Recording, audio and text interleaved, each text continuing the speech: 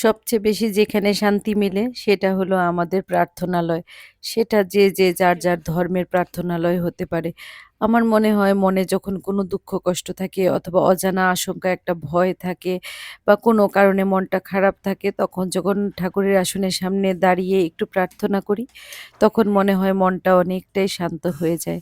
আশা করি তোমরাও আমার সাথে একমত হবে। তো আজকে শরীরটা খুব একটা ভালো না। আমার ডায়াবেটিসটা মনে হয় বেড়েছে না কমেছে বুঝতে পারছি না।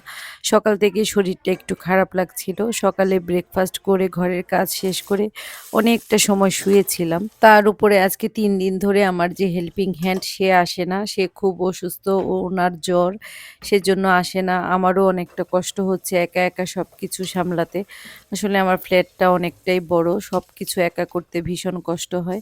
তো যাই হোক, আজকে আমার হাসব্যান্ডও বাসায় নেই। ওর এক কলিগের মেয়ের বিয়ে, সেখানেই গেছে ওরা সব কলিগরা মিলে।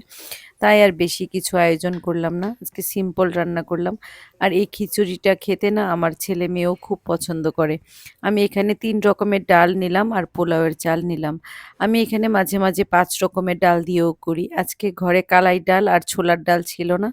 তাই আমি মটর ডাল, মুগ ডাল আর মসুরির ডাল দিয়ে করলাম।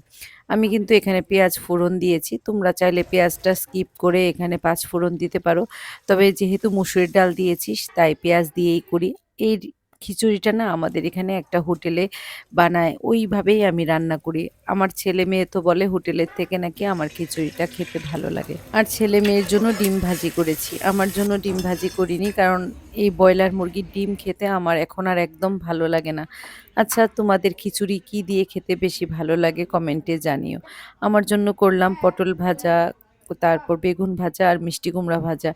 মিষ্টি কুমড়া অবশ্য ছেলে-মেয়ের জন্য করেছিলাম। আমি একটাই নিলাম। মিষ্টি কুমড়া খেতে না আমি খুব ভালোবাসতাম কিন্তু ডায়াবেটিসের জন্য এখন খেতে পারি না। আসলে সুস্থ থাকার জন্য আমাদের সবকিছু ত্যাগ করতে হয়। আচ্ছা, তোমরা কে কোথায় থেকে আজকে আমার এই ভিডিওটা দেখলে কমেন্টে জানিও। সবাই ভালো থেকো। টাটা।